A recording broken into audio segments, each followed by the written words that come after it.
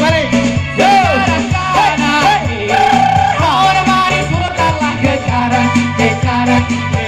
Sudarlun, ratusan siswa SMA sederajat se-Indonesia yang menjadi peserta Perkemahan Ilmiah Remaja Nasional atau PIRN 16 praktik membuat sabun batangan dan biodiesel.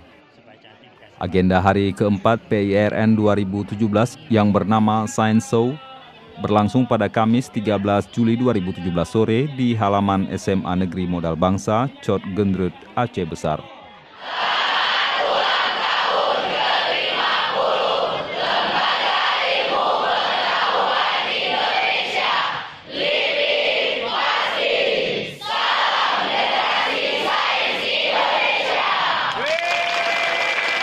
Dari Banda Aceh, Edi Fitriadi, Serambi On TV.